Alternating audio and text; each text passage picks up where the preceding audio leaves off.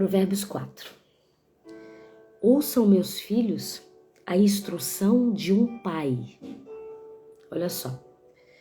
Ouçam, meus filhos, a instrução de um pai. É como se Salomão ele estivesse... Que legal, Lucilene, ganhei de presente de uma amiga. Paz, Lene. Glória a Deus, né? É como se Salomão, nesse versículo 1, ele estivesse escrevendo para os seus próprios filhos, né? Para os seus próprios filhos. Então, ele estava querendo dizer, né? Ouçam, meus filhos, a instrução de um pai, né?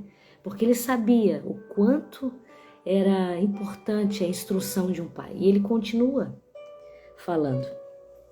Estejam atentos e obterão discernimento, né? Para que a gente fique atento à instrução de um pai. Porque dessa forma a gente vai obter discernimento, né? Discernimento, gente, para mim é um dos dons mais importantes que existe. Para mim é uma das coisas mais importantes, porque você consegue discernir entre o que é engano e o que é a verdade. Entre o que é uma mentira disfarçada, né? E aquilo que é uma verdade, né? O teu coração, ele vai ficar inquieto, sabe? O discernimento, ele é maravilhoso, né? Então, Salomão falou no versículo 1, ouçam, meus filhos, a instrução de um pai, e estejam atentos e obterão discernimento. Olha só, ele fala mais, o ensino que lhes ofereço é bom, por isso não abandonem a minha instrução. Ele estava falando sobre ele mesmo. Ele estava falando sobre a instrução que ele estava dando, né? Por isso não abandonem a minha instrução. E olha só que interessante, ele continua. Versículo 3, Provérbios 4, versículo 3. Quando eu era menino, em companhia do meu pai... Obrigada, gente, obrigada aí, né? Curso, tive a oportunidade de participar do curso sobre o livro, é maravilhoso, recomendo. Amém, Lene, obrigada, tá? Quando eu era menino, ainda pequeno, deixa eu só silenciar o comentário só um pouquinho aqui. Para não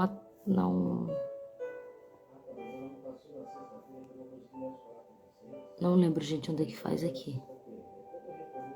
Mas não tem problema. E olha só, ele fala assim, olha que interessante. Quando eu era menino, ainda pequeno, em companhia de meu pai, um filho muito especial para minha mãe. Ele me ensinava e me dizia... Olha só que interessante, né? Aqui Salomão quer dizer que ele era um filho muito especial para a mãe dele. Você lembra que Betseba, Davi, caiu em adultério com Betseba? Inclusive ele cometeu o assassinato do marido de Betseba, Urias.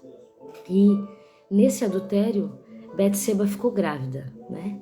Só que ela perdeu o filho.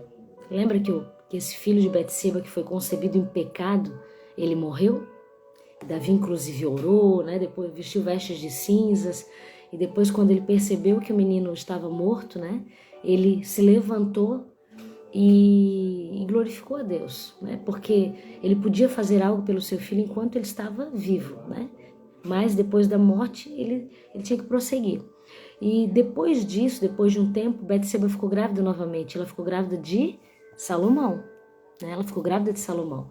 E eu acredito que uma mãe que perde um filho, né? E ele era o filho único de Betseba. Uma mãe que perde um filho, seja no aborto, seja por conta de um aborto induzido, né? Seja por conta de um aborto espontâneo, né? Na verdade, o seu segundo filho, ela acaba tendo mais cuidado, né? Uma proteção maior por conta da perda que ela sofreu antes. E a Bíblia diz aqui, Salomão fala que ele era um filho muito especial para sua mãe.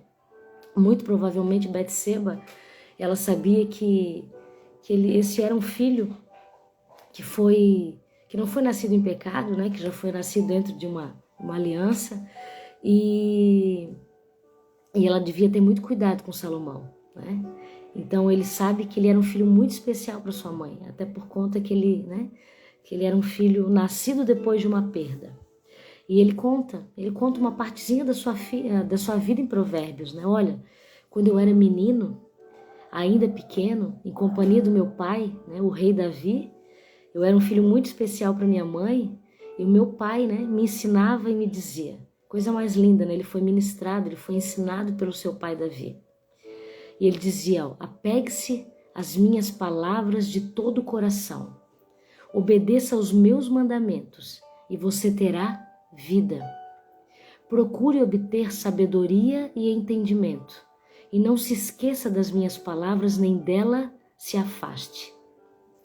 É lindo que a gente vê que o quanto Davi, ele ensinou seu filho Salomão. E ele falou tanto para ele acerca da sabedoria, ele falou tanto acerca da sabedoria, do entendimento, da instrução, que quando Salomão teve a oportunidade de pedir algo para Deus, o que ele pediu? Ele pediu sabedoria.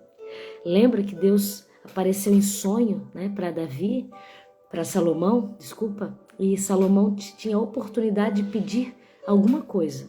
Ele podia ter pedido fama, ele podia ter pedido riquezas, ele podia ter pedido honra, ele podia ter pedido, tantas coisas, mas ele pediu sabedoria. Por que ele pediu sabedoria? Porque simplesmente porque o pai dele tinha instruído, o rei Davi tinha instruído ele. E essas são as palavras do rei Davi. Ele me ensinava e me dizia: apegue-se às minhas palavras de todo o coração, obedeça aos meus mandamentos e você terá vida. Procure obter sabedoria. Então ele falava, e ele continua: não abandone a sabedoria e ela o protegerá. Ame-a e ela cuidará de você. O conselho da sabedoria é: procure obter sabedoria. Use tudo que você possui para adquirir entendimento. Ou seja, o maior conselho do rei Davi para o seu filho era sobre a sabedoria. Não foi por acaso que Salomão, quando teve a oportunidade de pedir a Deus algo, ele pediu sabedoria. E eu quero falar para você que a sabedoria não é uma coisa. A sabedoria não é uma informação, a sabedoria é uma pessoa. A sabedoria é Jesus. A sabedoria é Ele próprio. A sabedoria tem origem em Deus. A sabedoria tem origem... Gente, a sabedoria é uma pessoa, é igual à verdade. A verdade não é um fato, a verdade não é uma coisa, a verdade é uma pessoa. A sabedoria é uma pessoa. Então, quando nós entregamos a nossa vida a Cristo, quando Ele é o Senhor do nosso coração, Ele nos faz sábios, sabe? Viver nessa verdade, viver em Cristo, viver nessa pessoa, é viver em sabedoria, né? Ele é uma pessoa, a sabedoria é uma pessoa, a sabedoria é o Senhor. Claro que Salomão, na sua época, não sabia disso, né? Salomão, na sua época, ele vivia no tempo da lei, né? Então, ele entendia que a sabedoria precisava ser buscada em Deus. Ele tinha esse entendimento, ele tinha esse discernimento. Mas nós que temos a revelação da palavra, nós que temos a revelação de Cristo, nós sabemos que a sabedoria é Ele, a sabedoria está nele. A sabedoria é a própria pessoa de Jesus, né? E quando nós buscamos essa pessoa como a tesouros escondidos, como a ouro, como a prata, nós recebemos a sabedoria, nós recebemos aquilo que é Ele próprio, nós recebemos Cristo vive em nós, Ele é a própria sabedoria. E ele continua, né, lá no versículo 8, Provérbios 4, versículo 8, dedique alta estima à sabedoria, e ela o exaltará, abrace-a e a ela honrará. Gente, quando a gente dedica uma autoestima a alguma coisa, isso nos traz, né? Isso faz com que, sabe aquela palavra que fala assim, olha, a unção que você honra é a unção que você recebe, né? Então, é mais ou menos parecido com isso, né? Quando a gente dedica uma honra à sabedoria, quando a gente dedica tempo a ela, quando a gente dedica autoestima a ela, ela volta nos abraçando, ela volta, sabe, nos honrando, né? E a sabedoria é Jesus, a sabedoria é Ele. A gente precisa buscá-lo como se fosse um tesouro.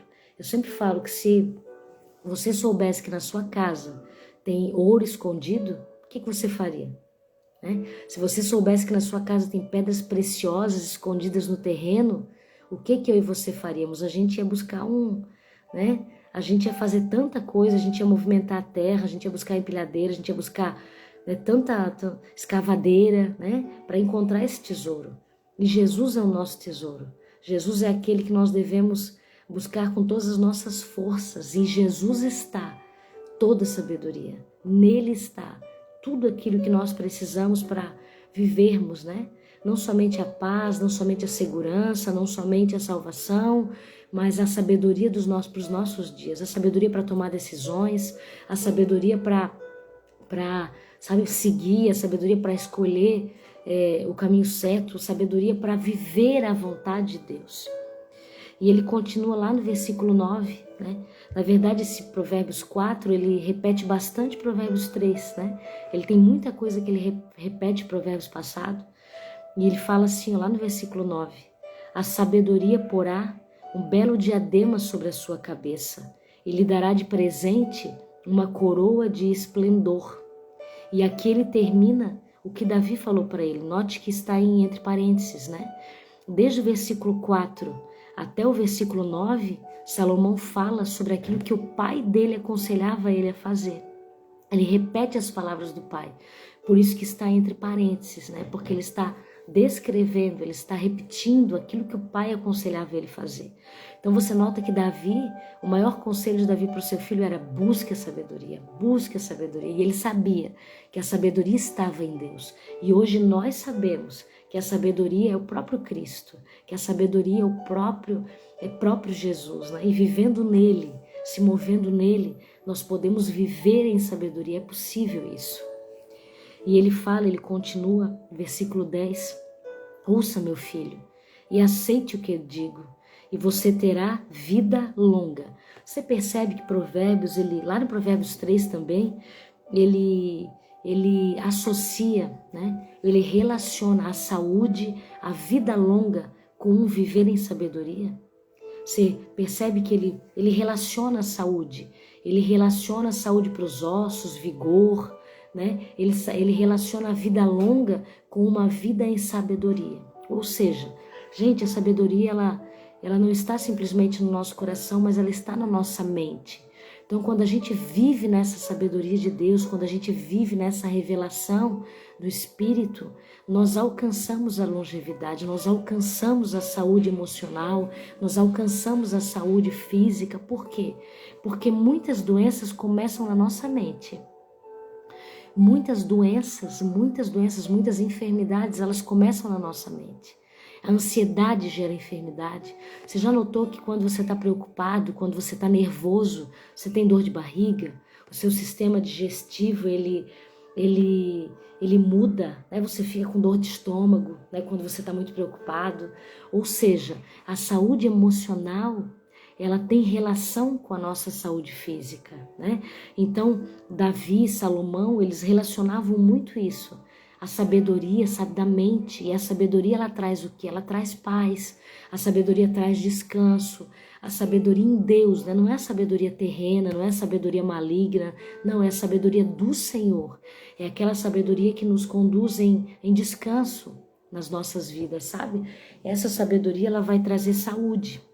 Ela vai trazer saúde. Por isso que ele relacionava tanto com vida longa, ele relacionava tanto com o vigor, né? E ele continua lá no versículo 11. Eu o conduzi pelo caminho da sabedoria e o encaminhei por veredas retas. Assim, quando você por elas seguir, não encontrará obstáculos.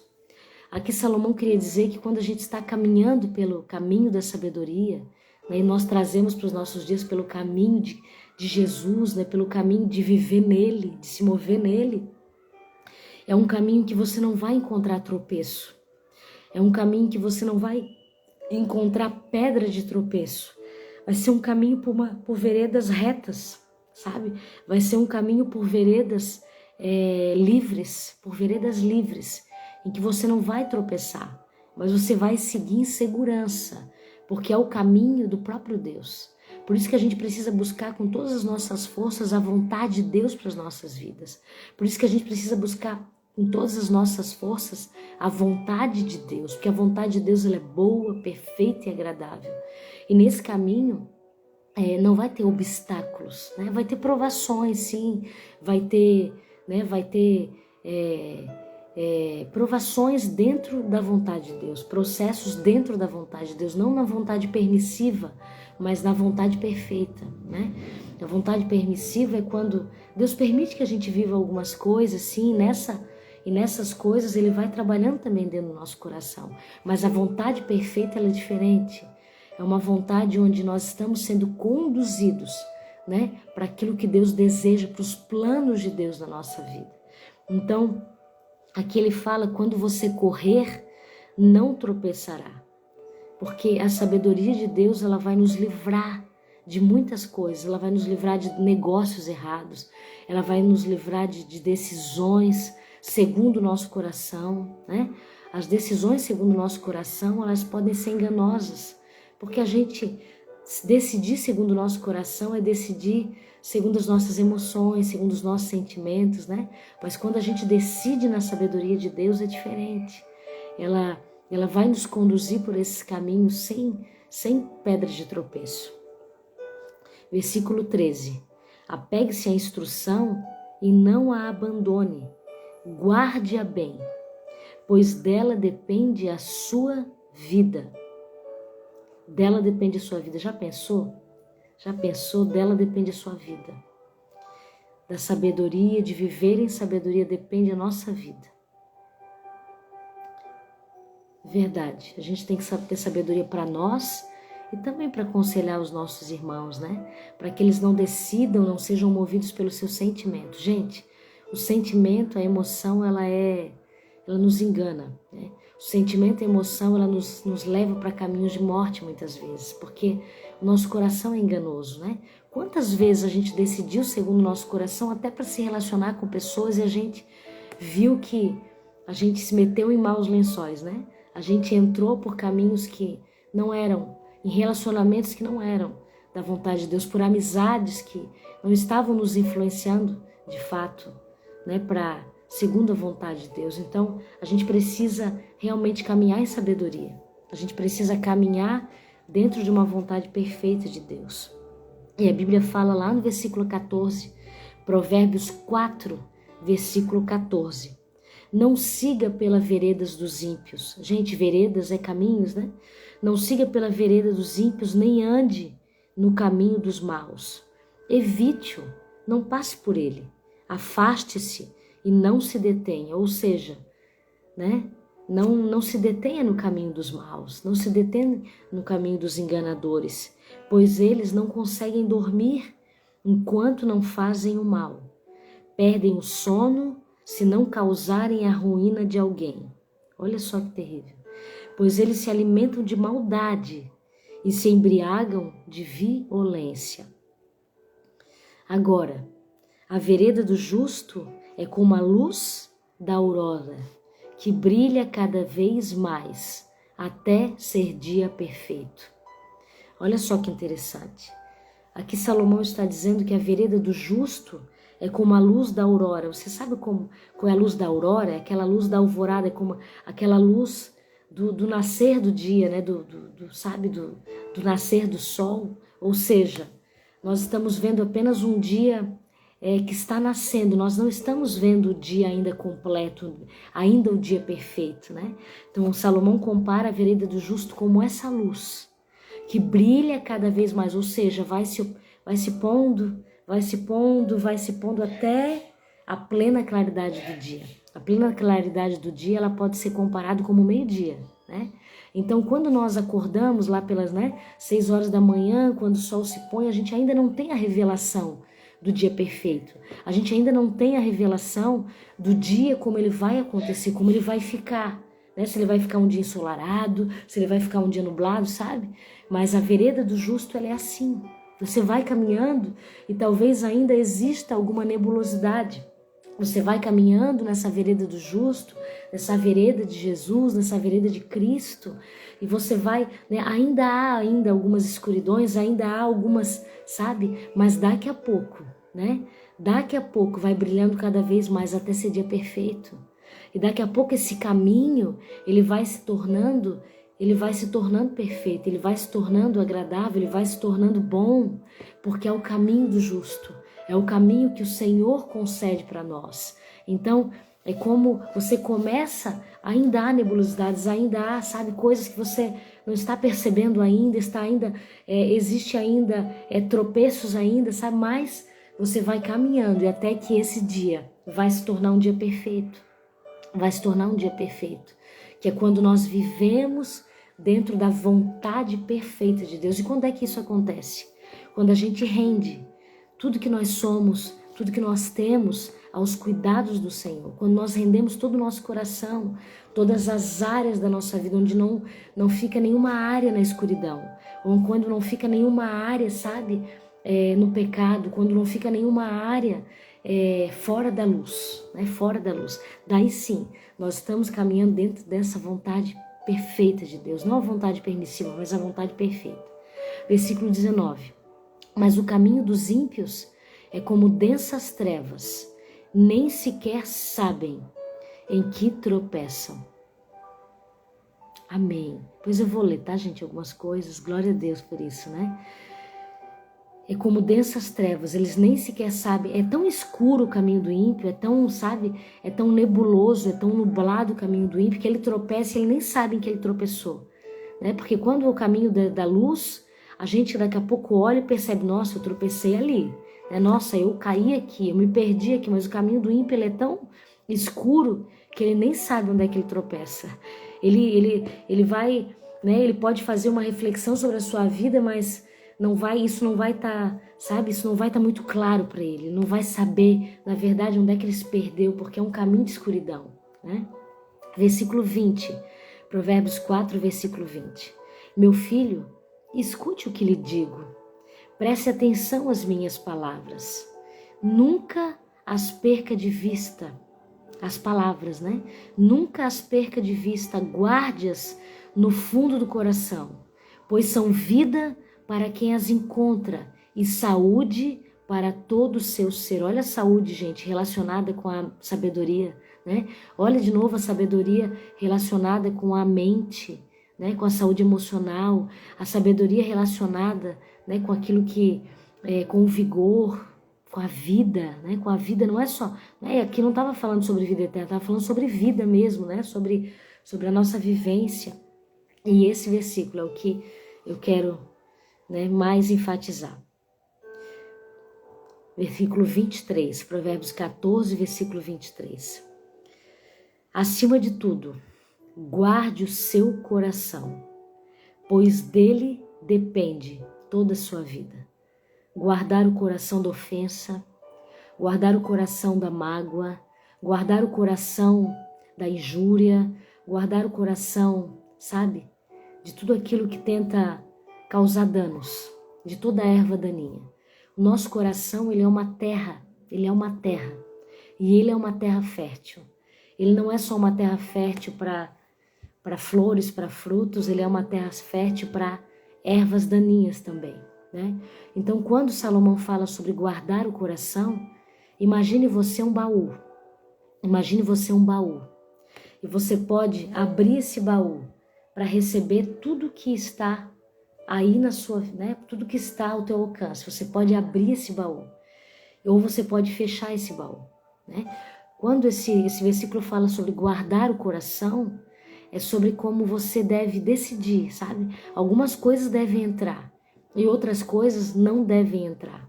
Algumas coisas devem permanecer ali e outras coisas você precisa colocar para fora, né? Colocar para fora. Então, guardar o coração é quando a ofensa vem, a mágoa vem, a inveja vem, sabe? Coisas malignas vêm, a contenda vem, né? E você decide, não, isso daqui vai ficar do lado de fora. Isso aqui eu não vou colocar para dentro. Porque se você colocar para dentro, nessa sua terra, que é o seu coração, vai germinar. Pode germinar e trazer amargura, pode germinar e trazer frustração, pode germinar e trazer descontentamento, pode germinar e trazer ingratidão, pode germinar e trazer, né, descontentamento, insatisfação, ingratidão. Então, a gente precisa guardar o nosso coração e escolher aquilo que vai permanecer e aquilo que não vai permanecer. E ele continua: afaste da sua boca as palavras perversas, as palavras torpes, né? Quantas vezes a gente está proferindo palavras de maldição? Quantas vezes a gente está proferindo sobre a nossa casa, sobre os nossos filhos, palavras de maldição, sobre nós? Nossa, eu não aprendo nada mesmo. Eu sou muito eu tenho muita dificuldade de aprender. Eu sou burra, né? Eu não consigo entender isso daí, sabe? A gente começa a proferir, esse menino tá perdido. Esse menino aí tá num buraco. Esse meu filho é uma ovelha negra. Esse meu filho, ele tá, sabe? E a gente começa a proferir palavras de maldição, né? Quantas vezes na minha caminhada com Cristo o Senhor me levou a retirar essas palavras que eu havia colocado para fora, sabe? Ele começou a trazer revelação, palavras que eu havia liberado, que eu precisava recolher essas palavras no mundo espiritual. Várias vezes isso aconteceu. Quantas coisas eu vivi, eu falei, Deus me livre. E depois aquilo que eu falava, Deus me livre, eu estava desejando para minha vida, sabe? Porque na verdade, naquele momento da minha vida, eu não queria aquilo. Eu não queria aquilo, mas o Senhor me levou a recolher essas palavras, né? Então, eu lembro que quando nós casamos, todo mundo falava, né? Quando é que vai ter filhos? Quando é que vai ter filhos? E eu tinha uma carreira, né? Eu não desejava ter filhos, sabe? No início, né? Eu era muito nova, eu casei com 19 anos. E eu falava, Deus me livre. Não, Deus me livre. Gente, eu falei muitas vezes isso, porque eu não queria naquele momento. Mas eu não queria naquele momento. E eu lembro quando Deus despertou, né, a maternidade, Deus colocou um desejo no nosso coração, que era o tempo, né, de nós termos filhos. Isso demorou 8 anos do nosso casamento, quase 8 anos, né? E eu comecei a despertar para a maternidade, né? Despertar para a maternidade. Nós, como casal, né, decidimos parar de tomar o comprimido anticoncepcional e deixar que acontecesse aquilo que era a vontade de Deus. E eu lembro que um dia, no meu carro, o Espírito Santo na hora trouxe a lembrança, filha, e me trouxe com quebrantamento, e me trouxe essa lembrança com lágrimas, sabe? De arrependimento, para que eu retirasse no mundo espiritual todas aquelas palavras que eu tinha lançado durante quase 8 anos da minha vida, quase 8 anos do nosso casamento, que eu pedia para Deus me livrar, né? Vai estar grávida, vai ter filho quando? Deus me livre, né? Eu falava, o Espírito Santo me trouxe arrependimento, sabe? Sobre isso eu fiz uma oração dentro do carro, eu lembro. Eu pedi perdão para o Senhor. Senhor, me perdoa por todas essas palavras que eu lancei sobre a maternidade, que eu não queria ter filhos, que eu não desejava ter filhos naquele momento, que eu pedia para Ti me livrar disso. E eu pedi, e eu chorei naquele momento, Senhor, eu retiro todas essas palavras que foram lançadas, porque eu lancei, né? Então eu tenho a capacidade de retirar, né? Em Deus. Senhor, em nome de Jesus, eu retiro todas essas palavras lançadas. Eu retiro, eu rejeito, eu denuncio essas palavras e eu lanço-os no inferno, né? Que é o lugar delas. E eu declaro que eu estou pronta para os filhos. Eu estou pronta, eu declaro que o meu ventre está aberto, sabe? E eu fiz uma oração e 2 semanas depois eu descobri que eu estava grávida. Então, tem muitas palavras que nós falamos que são palavras torpes, que são palavras de maldição sobre a nossa casa. Essa casa é uma praga, sabe? Essa pessoa é uma praga, essa casa não tem jeito, né? Às vezes sobre as nossas finanças, sobre o nosso dinheiro, sobre o nosso salário, esse salário não dá para nada, esse salário é uma escassez, sabe? A gente precisa rever aquilo que a gente fala, aquilo que a gente vive, porque muitas vezes nós próprios estamos lançando palavras de maldição, nós próprios estamos lançando sentenças, decretos sobre os nossos filhos, sobre a nossa casa, sobre a nossa saúde, sobre a nossa vida, né, que a gente possa cuidar. E aqui versículo 24, Salomão fala sobre isso: afaste da sua boca as palavras perversas, fique longe dos seus lábios a maldade. Olha só que interessante, versículo 25. Olhe sempre para frente. Ele quer dizer, olha, esqueça o passado, olhe para frente. Aquilo que você passou, você não tem como consertar. Você não tem como reparar porque já passou. Mas mantenha o olhar fixo no que está diante de você. Mantenha o olhar fixo em Cristo. Nós podemos trazer isso sobre Paulo. Paulo falou, olha, esquecendo-me das coisas que para trás ficam, prossigo para o alvo, para o prêmio, da soberana vocação em Cristo Jesus, para olhar fixo em Cristo, Então mantenho o meu olhar nele, sabe? Esquecendo-me das coisas que para trás fico. Eu mantenho os olhos no meu alvo que é o Senhor e a sua vontade perfeita. E ele continua, lá no versículo 26. Veja bem por onde anda. É interessante, primeiro ele fala sobre guardar o coração, depois ele fala sobre os olhos, né? Fala da boca, fala dos olhos e fala dos passos. Veja bem por onde anda, e os seus passos serão seguros. Ou seja, olhe para onde você anda, olhe para o caminho que você está andando. Não caminhe assim como se você tivesse, sabe, cheio de entendimento, sabe? Não, olhe, sabe? Olhe para onde você anda.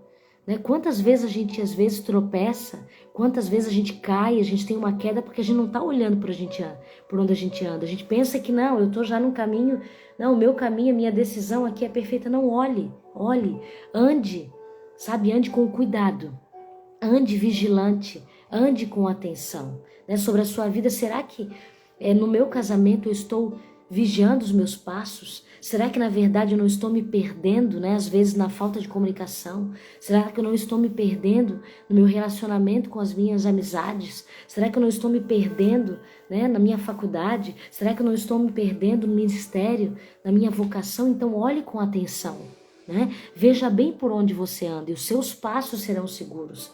Sabe, não é andar de qualquer jeito, não é andar assim, eu já tô livre, eu já tô... Não, olhe, reveja áreas da sua vida, nas suas finanças, nos seus negócios. Será que eu estou andando com integridade nos meus negócios? Será que eu não estou lesando pessoas? Será que eu não estou andando em corrupção, né, no meu coração? Sabe, se refletir. Aqui nos chama para uma reflexão. Veja bem por onde você anda, né? Reflita os seus passos. Será que você não está realmente se perdendo em algumas coisas? Será que você não está se perdendo, né, na falsidade? Será que você não está se perdendo na mentira?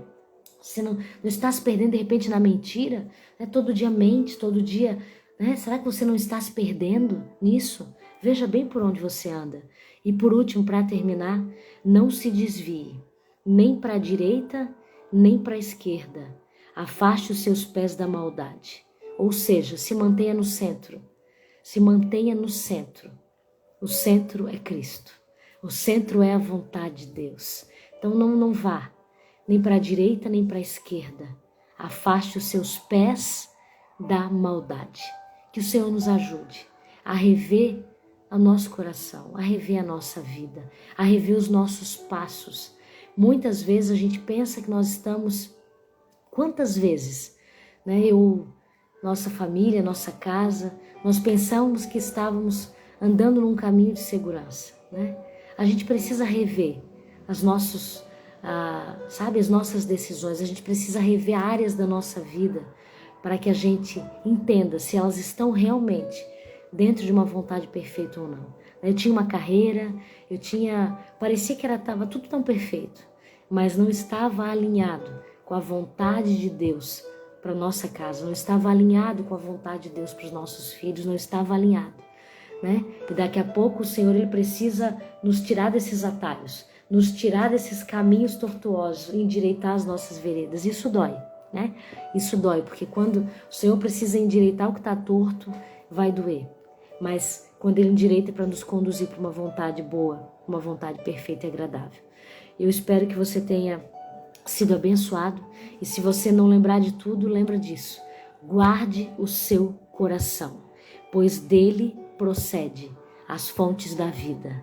Guarde o seu coração, porque do coração procede tudo. Do coração procede as tuas palavras, do coração procede as tuas atitudes, do coração procede os teus comportamentos, do coração procede as tuas ações. Então, se nós guardarmos o nosso coração, as nossas motivações não vão ser corrompidas. Se nós guardarmos o nosso coração, as nossas atitudes não vão ser corrompidas. Se nós guardarmos o nosso coração, as nossas palavras não vão ser corrompidas. Elas vão ser palavras de luz. Elas vão ser palavras de bem.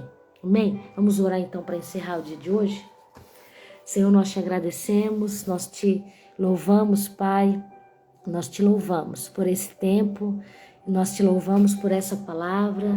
Nós te louvamos, Senhor, pela tua misericórdia, pela tua graça, pela tua vida. Em nome de Jesus, abençoa minhas irmãs, que elas tenham uma semana de paz, uma semana de descanso em Deus, de descanso em Deus. Que o coração delas, Pai, que toda erva daninha, que toda raposinha, Pai, seja arrancada. Que toda erva daninha, Pai, seja arrancada pela raiz. Toda ofensa, toda amargura que ficou, toda mágoa, tudo isso seja arrancada pela raiz. E que o seu coração, que é essa terra, possa vir apenas, Pai, as sementes da justiça, as sementes da piedade, as sementes do contentamento, as sementes da gratidão, as sementes da tua vontade. A palavra de Deus é tudo que nós precisamos.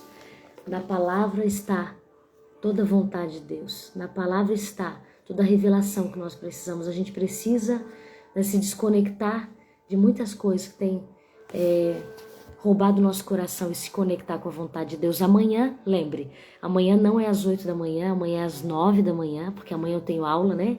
Amanhã nós temos uma aula de mentoria, nós temos uma turma fechada, então amanhã é às 9 da manhã, tá bom? Amanhã é às 9 da manhã, e para quem não conhece, como eu falei, né, eu sou escritora, tenho vários e-books, tenho aí o livro Desconectadas, que ele está disponível na link para você, tá bom? Um beijo no teu coração e até amanhã, então, às 9 da manhã. Deus abençoe você.